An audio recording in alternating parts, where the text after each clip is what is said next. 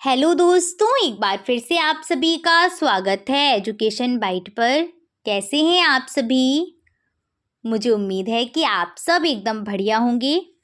Science की last class में मैंने आपका जीवों में होने वाली क्रियाएं चैप्टर शुरू किया था और उसमें मैंने आपको जीवों में होने वाली क्रियाएं साथ साथ उनके संबंधित जो अंग थे वो बता दिए थे। जैसे कि क्वेश्चन आपसे मैं पूछूं कि मछली में श्वसन अंग कौन सा है, तो आपका आंसर आएगा क्या? गलफड़े यानी कि गिल्स। सेम इसी प्रकार से अगर पूछा जाए कि केचुए में श्वसन की क्रिया किस अंग के द्वारा होती है, तो त्वचा के द्वारा होती है। ऐसे क्वेश्चंस पूछ लिए जाते हैं। इसी चैप्टर का आपका आगे का जो टॉपिक है वो है हार्मोन्स। और हार्मोन्स में आपसे जंतु हार्मोन और पादप हार्मोन दोनों से ही क्वेश्चन आता है। तो आज हम इसको कंप्लीट कर लेते हैं, जिससे आपका ये वाला जो चैप्टर है वो कंप्लीट हो जाएगा। तो चलिए शुरू करती हूँ मैं आपकी क्लास, और आप सभी फटाफट से क्लास को शेयर कर दीजिएगा। हार्मोन्स की अगर हम बात करते हैं तो हार्मोन्स जो मैंने हैं आपको कहीं ना कहीं लास्ट क्लास में बोला भी था कि हार्मोन्स क्या करते हैं, हमारे शरीर में वृद्धि में सहायक होते हैं। चाहे जंतु की बात करो या पादप की, जो वृद्धि होती है वो हार्मोन्स के कारण ही होती है। और साथ साथ हार्मोन्स कई सारी क्रियाओं को भी नियंत्रित करते हैं। जैसे कि मैं आपको एक हार्मोन बताती हूँ, इंसुलिन हार्मोन। इंसुलिन हार्मोन तो सभी ने सुना होगा, क्योंकि इस टाइम पर एक बहुत बड़ी बीमारी चल रही है आपकी, कौन सी? डायबिटीज़। और ये किसकी कमी से होती है? तो इंसुलिन हार्मोन की कमी से ही होती है। ठीक है, इसमें बाहर से इंसुलिन लेना पड़ता है। और ये क्या करता है? ये हमारे ब्लड में शर्करा के स्तर को नियंत्रित करता है, कंट्रोल करता है ये। तो ये रहते हैं हार्मोन्स के काम, बहुत सारे काम करते हैं। तो देखते हैं हार्मोन्स हैं क्या। हार्मोन्स एक प्रेरक है, प्रेरक के रूप में कार्य करता है। प्रेरक क्या होते हैं? तो प्रेरकों का काम क्या होता है? क्रियाओं को उत्तेजित करना, करवाना, प्रेरित करना। ठीक है, यह एक कार्बनिक यौगिक के रूप में बहुत ही कम स्रावित होते हैं, और जितने भी स्रावित हो रहे हैं उतनी ही मात्रा हमारी बॉडी के लिए पर्याप्त है। हार्मोन्स हमारे शरीर में जैविक क्रियाओं को नियंत्रित एवं नियमित करते हैं। ठीक है, जो भी हमारे शरीर में क्रियाएं हो रही हैं, जैविक क्रियाएं, उनको कंट्रोल करते हैं। जैसे मैंने भी आपको एग्जाम्पल दिया था, शर्करा के स्तर को मेंटेन करना, तो किसका काम है? इंसुलिन हार्मोन का काम है। ऐसी बहुत सी जैविक क्रियाएं जिनको नियंत्रित करना और सुचारू रूप से चलाने का काम किसका है? हार्मोन्स का है। इनकी अति सूक्ष्म मात्रा ही क्रियाओं के नियंत्रण के लिए आवश्यक है, यानी कि पर्याप्त है। इनकी अगर उस मात्रा से ज़्यादा ये हमारी बॉडी में निकलते हैं तब भी हानिकारक हैं, और कम निकलते तब भी हमारे लिए कहीं ना कहीं हानिकारक हैं। ठीक है, इनकी कमी या अधिकता से कोई ना कोई कार्यात्मक रोग हो जाता है। जैसे कि आपको मैं बता दूं, इंसुलिन की कमी से जस्ट अभी बताया था, कौन सा रोग होता है? डायबिटीज़। ठीक है, चलिए नोट पॉइंट देखिएगा। शरीर में होने वाली सभी रासायनिक क्रियाओं पर इनका नियंत्रण होता है। और दूसरा आपका जो सबसे इम्पॉर्टेंट पॉइंट है, ये पूछते हैं वेरी शॉर्ट में कि हार्मोन स्रावित करने वाली ग्रंथियां कौन सी हैं। तो हार्मोन स्रावित करने वाली ग्रंथियां हैं अंतःस्रावी ग्रंथि। दो प्रकार की ग्रंथि होती है मनुष्य शरीर में, पहली बहिस्रावी ग्रंथियां और दूसरी हैं अंतःस्रावी ग्रंथियां। अंतःस्रावी ग्रंथियां क्या निकालती है? हार्मोन्स निकालती हैं। और बहिस्रावी ग्रंथियां एंजाइम्स निकालती हैं। ठीक है, और भी पदार्थ निकालती हैं। एंजाइम जिसमें सबसे महत्वपूर्ण है आपका, पूछ लेते हैं कि एंजाइम्स किन ग्रंथियों से स्रावित होता है या निकलते हैं, तो एंजाइम्स निकलते हैं बहिस्रावी ग्रंथियों से। ठीक है, चलिए आगे बढ़ते हैं, देख लेते हैं फटाफट से कि बहिस्रावी ग्रंथियां और अंतःस्रावी ग्रंथियों में अंतर क्या है। बहिस्रावी ग्रंथियां जो हैं वो होती हैं नलिका युक्त ग्रंथियां। नलिका युक्त, नलिका युक्त ग्रंथि का मतलब है कि इन ग्रंथियों में नलिकाएं पाई जाती हैं, और उन नलिकाओं के थ्रू जो है वो पदार्थ बहता हुआ अंग तक पहुंच जाएगा। तो इसमें बहने वाले पदार्थ वाहिकाओं या नलिकाओं के द्वारा संबंधित अंग तक पहुंच जाते हैं। ठीक है, नलिकाओं से होता हुआ जाएगा। अंतःस्रावी में नलिकाएं नहीं होती हैं। इसके एग्जाम्पल देखो, जैसे लार ग्रंथि हो गई। लार ग्रंथि आपकी क्या है? मुख में पाई जाती है, और क्या निकालती है? एंजाइम। टॉयलिन एंजाइम आपने सुना होगा, लार ग्रंथि से निकलता है। इसके बाद स्वेद ग्रंथियां जिनसे पसीना निकलता है, ये भी क्या है? अंतःस्रावी ग्रंथियां हैं। अश्रु ग्रंथि, आंसू निकलता है इनसे। ठीक है, दुग्ध ग्रंथि, और ऐसी आपकी जैसे तेल ग्रंथियां होती हैं जिनसे ऑयल निकलता है हल्का सा। आपने देखा होगा ना, बॉडी सबकी ऑयली सी होती है। जैसे आपने देखा हो फेस बहुत ऑयली है, या मेरा ऑयली फेस है, या मेरा ऑयली फेस नहीं है, तो ऐसी चीज़ें आपने सुनी होंगी ना। तो ऑयल भी हल्का हल्का हमारी जो त्वचा है उससे निकलता है, वो ऑयल जो ग्रंथियां होती हैं उनसे निकलता है। तो वो भी किसके अंतर्गत आएंगी? बहिस्रावी ग्रंथियों के अंतर्गत आएंगी। अगर आपसे पूछा जाए कि ऐसे शॉर्ट में क्वेश्चन कि बहिस्रावी ग्रंथि से निकलने वाले पदार्थों के नाम बताइएगा, तो कौन कौन से हो जाएंगे?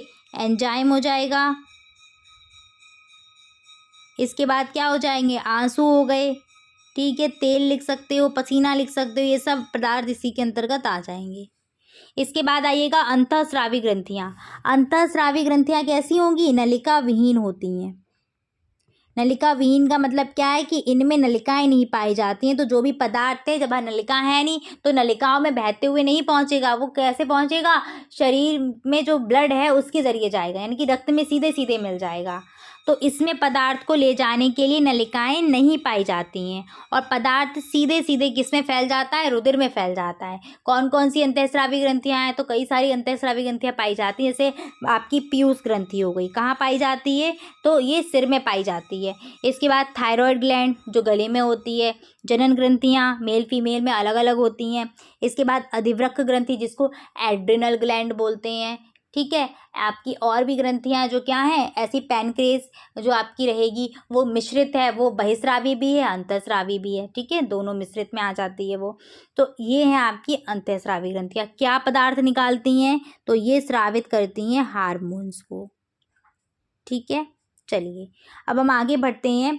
यहाँ पर देखिएगा एंडोक्राइन सिस्टम आपको देखने को मिल रहा होगा। यहाँ मैं आपको ग्रंथियों के नाम बताती चलूँगी कौन कौन सी हैं ग्रंथियाँ। सबसे पहले देखिएगा ब्रेन में। ठीक है, चाहे मेल और फीमेल दोनों के ब्रेन में सेम ही ग्रंथियाँ होंगी। पहली है पिट्यूटरी ग्लैंड, इसके बाद है आपके हाइपोथैलेमस और नेक्स्ट है पीनियल ग्लैंड। तीनों के बारे में आपको शॉर्ट में बता देती हूँ। पीनियल ग्लैंड से ही शुरुआत करते हैं। पीनियल ग्लैंड है सबसे छोटी अंतःस्रावी ग्रंथि। अगर आपसे पूछे कि सबसे छोटी अंतःस्रावी ग्रंथि कौन सी है, तो सबसे छोटी अंतःस्रावी ग्रंथि है मनुष्य के शरीर में पीनियल ग्लैंड। इसके बाद बात करते हैं पिट्यूटरी ग्लैंड की। इसके कई सारे नाम हैं। इसको पीयूष ग्रंथि भी बोलते हैं, इसको मास्टर ग्लैंड भी बोलते हैं, क्योंकि ये क्या है, सभी ग्रंथियों पर अपना नियंत्रण रखेगी, उनसे स्रावित होने वाले हार्मोन्स पर अपना नियंत्रण रखती है, इसीलिए इसको मास्टर ग्रंथि बोलते हैं। और ये ग्रंथि है दूसरी सबसे छोटी ग्रंथि। ठीक है, दूसरी सबसे छोटी ग्रंथि।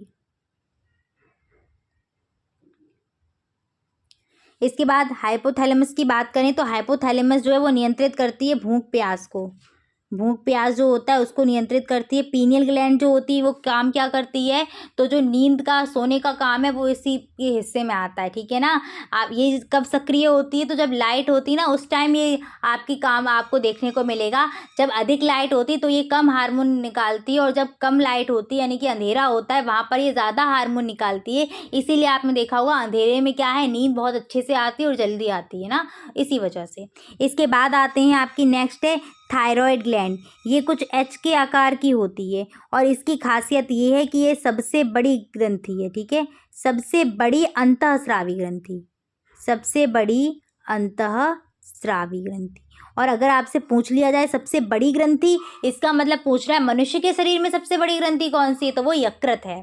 इसके बाद आते हैं ये क्या करती, तो इससे जो हार्मोन निकलता है थायरॉक्सिन हार्मोन, उसमें सबसे ज़्यादा मात्रा होती है आयोडीन की।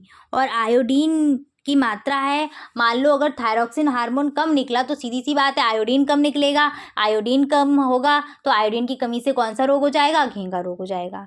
इसके बाद आपकी आती है थाइमस ग्लैंड। ये वक्ष में पाई जाती है, दिख रहा होगा आपको। इसके बाद है नेक्स्ट है आपकी एड्रिनल ग्लैंड।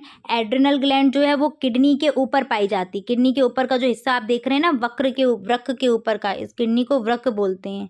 ठीक है, इसके ऊपर ये पाई जाती है और ये कई सारे हार्मोन निकालती है, जिसमें एक हार्मोन है उड़ो और लड़ो हार्मोन जिसको बोलते हैं। ठीक है, वो हार्मोन कब उत्तेजित मतलब कब निकलता है, तो जब आप भय की स्थिति बन रही है या आप डर रहे हैं तो उस स्थिति में वो हार्मोन सक्रिय होता है। ठीक है, एकदम से अचानक से है ना, इसीलिए उसको आपातकालीन हार्मोन भी बोलते हैं। नेक्स्ट आते हैं पैनक्रेस। पैनक्रेस में आप ये जो पैनक्रेस है ये बहिस्रावी और अंतःस्रावी दोनों ही है, यानी कि अग्न्याशय इसको हिंदी में बोलते हैं। एंजाइम्स भी निकालता है और ये हार्मोन्स भी निकालता है। इससे आपका निकलता है इंसुलिन हार्मोन, और वो इंसुलिन हार्मोन शर्करा को नियंत्रित करता है हमारी बॉडी में।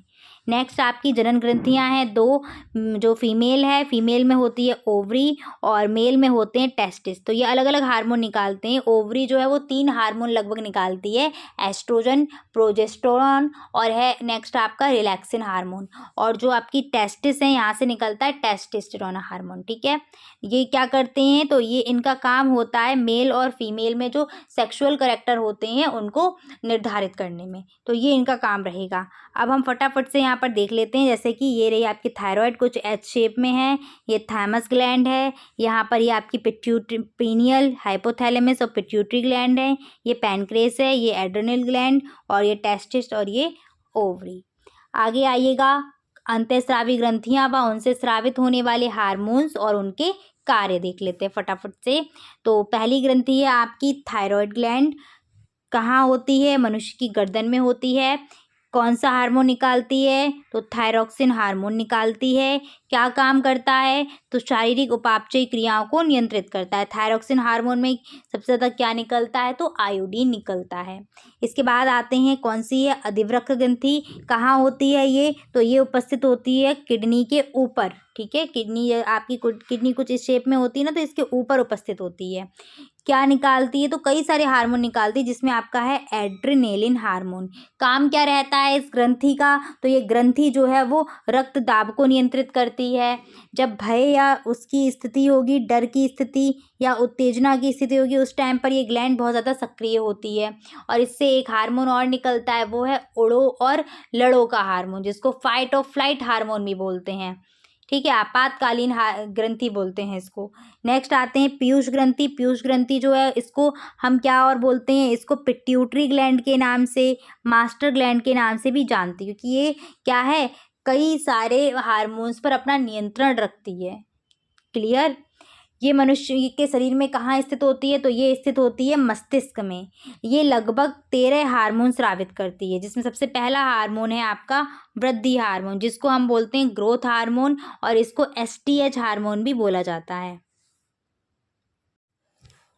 फुल फॉर्म इसकी रहती है सोमेटोट्रॉफिक हार्मोन। ठीक है, एसटीएच यानी कि सोमेटोट्रॉफिक हार्मोन। ये क्या होता है? ये हड्डियों की वृद्धि का नियंत्रण करता है। जो हमारी शरीर में हड्डियां की वृद्धि होती है उसको नियंत्रित करता है। इसकी कमी से क्या होता है? तो इसकी कमी से जो व्यक्ति है वो बौना हो जाता है, और जब ज़्यादा ये आता है तो इसकी अधिकता से जो व्यक्ति है बहुत लंबा हो जाता है, यानी कि इसका शरीर कहीं ना कहीं कैसा हो जाएगा? भीमकायत हो जाएगा, बहुत ही बड़ा दिखेगा भीम की तरह। ठीक है, इसके बाद नेक्स्ट आते हैं। नेक्स्ट इससे हार्मोन कौन से निकलते हैं? बहुत ही कम हार्मोन मैंने लिखे हैं और सिर्फ इम्पॉर्टेंट ही लिखे हैं, ऐसे तो बहुत सारे हार्मोन हैं। क्लियर? नेक्स्ट है फॉलिकल उत्तेजक हार्मोन, जिसको एफएसएच बोलते हैं। ये हार्मोन इससे जो निकलता है, ये काम क्या करता है? तो आप देखोगे यह हार्मोन नर में शुक्र जनन को प्रभावित करता है, यानी कि ये ग्रंथि कहीं ना कहीं क्या कर रही है?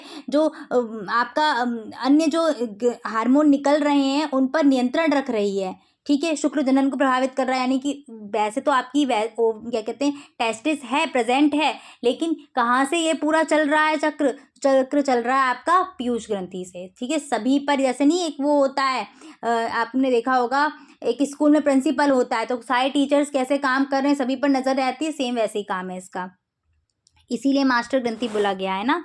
नेक्स्ट है थायराइड उत्तेजक हार्मोन स्रावित करती है ये, यही ग्रंथि कौन सी? पीयूष ग्रंथि। ठीक है, और ये हार्मोन क्या करता है? थायराइड ग्रंथि को हार्मोन स्रावित करने के लिए प्रेरित करता है कि भाई हार्मोन स्रावित करिएगा। इसके बाद आते हैं, फुल फॉर्म लिखी हुई है, थायराइड स्टिमुलेटिंग हार्मोन। नेक्स्ट है एलटीएच। एलटीएच हार्मोन क्या होता है? जिसको लैक्टोजेनिक हार्मोन बोलते हैं, और यह हार्मोन शिशु के लिए स्तनों में दुग्ध स्राव उत्पन्न करता है। कौन सा? LTH hormone. इसके बाद देख लीजिएगा, नेक्स्ट आपकी जो ग्रंथि है वो कौन सी है? तो वो है अग्न्याशय ग्रंथि, पैनक्रेस ग्लैंड। यह कहाँ स्थित होती है? तो यह आपकी पेट में, यानी कि स्टमक में, ग्रहणी के पास स्थित होगी। ठीक है, कौन सा हार्मोन निकालती है? तो ये इंसुलिन हार्मोन निकालती है, और इंसुलिन हार्मोन का काम होता है रुधिर में शर्करा का नियंत्रण और नियमन करना। इसकी कमी से कौन सा रोग हो जाता है? तो ध्यान रखना, मधुमेह। ठीक है, हिंदी में नाम है मधुमेह और वैसे उसको डायबिटीज़ बोलते हैं। ठीक है, वो बीमारी हो जाती है। नेक्स्ट आते हैं जनन ग्रंथियाँ। जो जनन ग्रंथियाँ जो हैं वो मेल और फीमेल में अलग अलग होती हैं। ठीक है, ये ध्यान रखना, उसमें टेस्टिस रहेंगे, उसमें ओवरी रहेगी, और इनसे हार्मोन्स अलग अलग निकलेंगे। तो पहले हम बात कर लेते हैं फीमेल्स की। फीमेल्स में जो हार्मोन निकलते हैं वो निकलता है सबसे पहले एस्ट्रोजन हार्मोन। एस्ट्रोजन जो हार्मोन है वो क्या करता है? तो स्त्रियों में रजचक्र, यानी कि मेंस्ट्रुएशन जो साइकिल होती है, मेंस्ट्रुएशन पीरियड जो रहता है, उसको नियमित करता है। नेक्स्ट आपका हार्मोन्स निकलता है प्रोजेस्टेरॉन। प्रोजेस्टेरॉन हार्मोन क्या करता है? तो ये गर्भ हार्मोन भी इसको बोलते हैं। इसका जो मुख्य काम होता है वो क्या है? गर्भाशय को गर्भावस्था के लिए तैयार करना।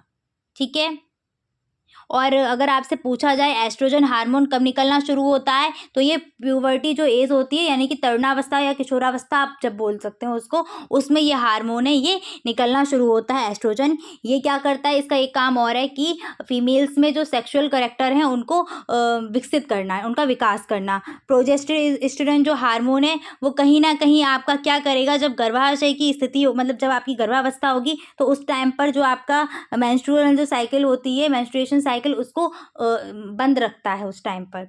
इसके बाद आते हैं एक और यहाँ पर हार्मोन निकलता है, रिलैक्सिन हार्मोन, चाहे तो नोट कर लें। रिलैक्सिन हार्मोन का काम होता है जब प्रसव की अवस्था आती है तो उस टाइम पर ये स्रावित होता है और ये मांसपेशियों को क्या करता है कि फैलाने का काम करता है। ठीक है, तो प्रसव जब डिलीवरी का टाइम आता है तो वहाँ पर ये हार्मोन स्रावित होता है। इसके बाद हम बात करेंगे टेस्टोस्टेरोन हार्मोन की। तो ये किस में निकलेगा, तो ये मेल में निकलेगा, यानी कि पुरुषों में स्रावित होता है और इसका काम जो रहता है पुरुषों में जो सेक्सुअल कैरेक्टर होते हैं उनको विकसित करना इसका काम रहता है। इसका जैसे कि आप समझ सकते हैं कि दाढ़ी मूछ निकलना, आवाज़ का भारी होना, ठीक है, छाती का चौड़ा होना, ये सब चीज़ें जो रहती हैं ना, जिससे मेल फीमेल, जैसे आपने देखा होगा किशोरावस्था से पहले ना बच्चा सेम ही लगता है, ठीक है ना, उसके बाद जो है आवाज़ में बदलाव आपको देखने को मिलेगा। बच्चों, छोटे बच्चों की आवाज़, चाहे वो आपका बच्चा मेल हो या फीमेल, अगर देख रहे हैं आप, गर्ल हो या बॉय हो, तो आवाज़ सेम लगती है, पता ही नहीं चलता है, पतली आवाज़ दोनों की होती है। लेकिन जैसे ही वो आगे बढ़ते हैं वैसे ही क्या है, जो मेल होते हैं उनकी आवाज़ भारी होना शुरू हो जाती है, दाढ़ी मूंछें निकलना शुरू हो जाती हैं। तो ये सारे क्या हैं, अलग अलग जो भिन्नताएं वो तब विकसित होती हैं, तो इन्हीं हार्मोन्स के कारण होती हैं। नेक्स्ट आते हैं हम किस पर, पादप हार्मोन्स पर। पादप हार्मोन भी सेम वही काम करेंगे, पादपों में वृद्धि और विकास को नियंत्रित करना। ठीक है, पादपों में वृद्धि और विकास को नियंत्रित करने के लिए कुछ विशिष्ट रासायनिक पदार्थ निकलते हैं जिनको हम बोल देते हैं पादप हार्मोन, और जंतु में निकलेंगे तो जंतु हार्मोन हो गए। ठीक है, पादप हार्मोन जटिल कार्बनिक पदार्थ हैं और इनको हम एक अन्य नाम से और जानते हैं जो है फाइटो हार्मोन। ठीक है, अगर आपसे बोले फाइटो हार्मोन क्या है, तो फाइटो हार्मोन मतलब पादप हार्मोन ही है। पादप हार्मोन के प्रकार देख लीजिएगा, ऑक्सिन, जिब्रेलिन, साइटोकाइनिन, एब्सिसिक अम्ल और इथाइलिन। ये 5 हैं और पांचों ही इंपॉर्टेंट है। अलग अलग तरीके से पूछ लेते हैं, कौन सा गैसीय हार्मोन है, किससे फल पकते हैं, ऐसे क्वेश्चन आते हैं, तो ध्यान रखना। पहले तो 5 हार्मोन के नाम याद रखो, ऑक्सिन, जिब्रेलिन, साइटोकाइनिन, एब्सिसिक अम्ल, इथाइलिन। ठीक है, ऑक्सिन, जिब्रेलिन, साइटोकाइनिन, एब्सिसिक अम्ल और इथाइलिन। ऑक्सिन का काम क्या होता है, तो ये केवल अग्रकलिका में वृद्धि करता है और जड़ निर्माण में सहायक है। अग्रकलिका में वृद्धि का मतलब आपने पौधा देखा होगा, तो पौधे की जो वृद्धि है वो कहाँ से होती है, जैसे ये मिट्टी है, यहाँ तो नीचे जड़ें होगी और यहाँ से तना होगा, तो आपने देखा होगा पत्तियाँ निकलती हैं और ऐसे यहीं से पत्तियाँ आगे निकलती जाती हैं। तो आप देख रहे हैं आगे का जो भाग है यहीं से वृद्धि हो रही है, होती है कि नहीं। पौधे की वृद्धि अगली मतलब पहली जो कोशिका निकल रही ना, अग्र कोशिका, उसी से वृद्धि होती है। सॉरी, कोशिका कह रही हूँ, अग्रपत्ती, कलिका बोल सकते हैं इसको।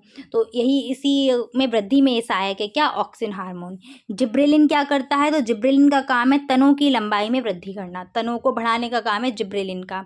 साइटोकाइनिन का काम क्या है, तो साइटोकाइनिन जो हार्मोन है वो कोशिका विभाजन को प्रेरित करता है, कोशिका को बांटने को प्रेरित करेगा साइटोकाइनिन। क्वेश्चन सीधे सीधे आता है, कोशिका विभाजन को कौन सा हार्मोन प्रेरित करता है, तो वो साइटोकाइनिन हार्मोन है। ठीक है, इसके बाद आइएगा एथिलीन। एथिलीन आपको पता भी होगा, फलों को पकाने में कौन सा हार्मोन, कौन सी गैस हम प्रयोग करते हैं, तो यही गैस प्रयोग करते हैं। यह एक गैसीय हार्मोन है, ये नेचुरल तरीके से भी आता है और हम इसको कृत्रिम रूप से भी प्रयोग कर रहे हैं। ठीक है, ऊपर से छिड़काव कर दिया जाता है तो आपको पता है फल पक जाते हैं इसी के कारण। तो अब जैसे कि आपने देखा है पेड़ पे लगे लगे भी तो फल पके होते हैं ना, पर उनको समय लगता है। तो ये लोग क्या करते हैं, कच्चे फल तोड़ लिए और उनको ऊपर से क्या है, ये गैस उन पर छिड़काव किया गया तो फल पक जाते हैं। ये एकमात्र गैसीय प्राकृतिक हार्मोन वृद्धि नियंत्रक हार्मोन है और ये फलों को पकाने में क्या है, सहायक है, एथिलीन। इसके बाद आएगा एब्सिसिक अम्ल।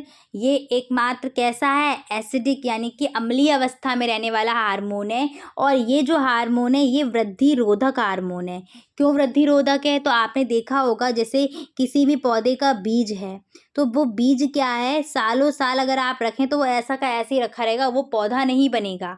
बनता है क्या, नहीं बनता है। लेकिन उस बीज को, जैसे अगर आप आज ही मानो आपने किसी पौधे का बीज अभी स्टोर किया हुआ है, रखा हुआ है, और उस पौधे को आप 3-4 साल तक आराम से रखे रहोगे। 3-4 साल बाद यदि आप उसको पानी या उचित वातावरण उपलब्ध कराएंगे तो वो ग्रो होना शुरू हो जाएगा और वो पौधा बनना शुरू हो जाएगा।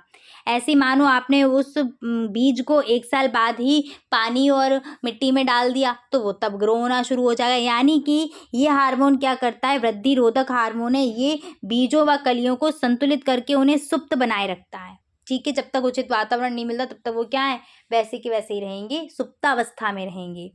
इसके बाद आइएगा नियंत्रण व समन्वयन की क्रिया क्या होती है। तो जीवों में विभिन्न जैव प्रक्रम एक साथ होते हैं, इन सभी के बीच तालमेल बनाए रखने को समन्वय कहते हैं। ठीक है, इस संबंध को स्थापित करने के लिए जो व्यवस्था होती है उसी को हम नियंत्रण कहते हैं। ठीक है, उसके लिए नियंत्रण की आवश्यकता पड़ेगी।